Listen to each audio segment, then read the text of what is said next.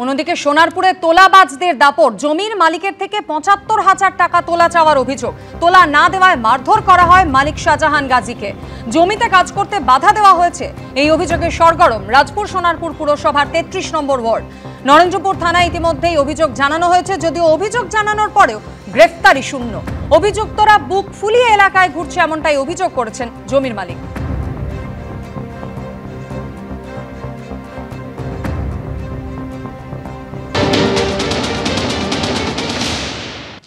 এক তারিখ তো ঘটনাটা ঘটলো, ৩ তারিখ আপনারা এফআইআর দায়ের করলেন, এখনো পর্যন্ত কোনো দুষ্কৃতী গ্রেফতার হয়েছে না? পুলিশ আমাদের নিয়ে গিয়েও আমাদের ঢোকাতে পারেনি।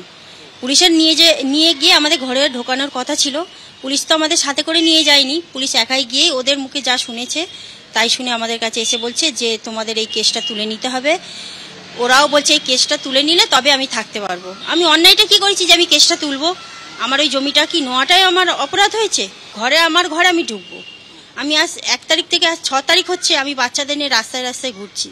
আমার মারার ধুমকি দিচ্ছে যে আমি আসলে মানে পাড়ায় ঢুকলেই আমাকে মারধর করবে। আপনারা কি প্রাণহানির আশঙ্কা করছেন? হ্যাঁ, প্রাণহানির আশঙ্কা তো অবশ্যই আছে। এতগুলো পরিবারের সাথে আমার প্রাণহানির আশঙ্কা নেই? পাড়াতে ঢুকলেই তো মারধর করবে বলছে, তার সাথে আমার মা বাবা আতঙ্কিত রয়েছে, যখন তখন ওদের গালাগালি করছে, যখন তখন। ৪ তারিখ যখন আপনারা বাড়িতে ঢোকার জন্য চেষ্টা করলেন, পুলিশ কি গিয়েছিল? পুলিশ আপনাদেরকে নিয়ে গিয়েছিল? না, পুলিশ আমাদের নিয়ে যায়নি, পুলিশ একা গিয়েছে। গিয়ে ওদের মুখে যা ওরা যা বলেছে সেটাই শুনে এসছে, কিন্তু আমাদের কথা নিচ্ছে না, শুনছে না। পুলিশ কি আপনাদের বাড়িতে ঢুকতে দিতে পারেনি? না, ঢোকাতে পারেনি পুলিশ আমাকে। অনেকটাই আতঙ্কিতের মধ্যে, যখন তখন যেখান সেখান দেখছি ওরা দলবদ্ধ নিয়ে আমাদের কাছে তেড়ে আসছে। কোন দলের সঙ্গে যুক্ত এরা? এখন আপাতত তো দেখছি তৃণমূল পার্টির সাথেই যুক্ত আছে। তৃণমূল কংগ্রেস করে? তৃণমূল পার্টির সাথেই আছে, পুলিশও দেখছে না। ওরা বলছে যে আমার বাড়িতে আমি কিভাবে থাকবো না থাকবো, তোমার কি আমি সারাদিন কি আমরা দায়িত্ব নিয়ে বসে আছি? আমি কি তোমাদের পাহারা দেবো? কে বলছে? পুলিশ বলছে। পুলিশ বলছে কেস করেছো, যাও কেসের মাধ্যমে বুঝে নাও, আমাদের কাছে বলবে না। কি চাইছেন এখন? কি চাইছি? আমি আমার নিরাপত্তা চাইছি, আমি সুস্থভাবে আমার ঘরে আমি থাকতে চাই। আমি কারোর কাছে অন্যায় শিকার চাইবো না, আমি কোনো অন্যায় করিনি।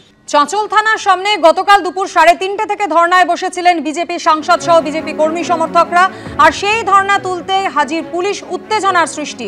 রাত পেরিয়ে সকাল দুপুর ১টায় উঠল বিজেপির ধর্না। চাঁচল থানার সামনে ধর্নায় বসেন বিজেপি সাংসদ খগেন মুর্মু। আর সেই ধর্না তুলতে এলাকায় পুলিশ পৌঁছলে ব্যাপক উত্তেজনা। পুলিশের সঙ্গে বাকবিতণ্ডা বিজেপি কর্মী সমর্থকদের। বিজেপি নেতাদের মিথ্যা মামলায় ফাঁসিয়ে দেওয়ার অভিযোগ, সেই অভিযোগে ধর্নায় বসেন বিজেপি সাংসদ খগেন মুর্মু।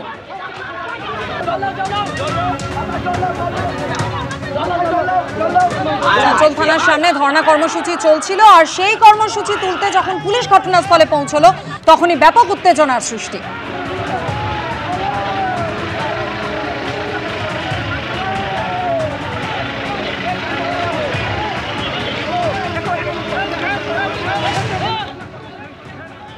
you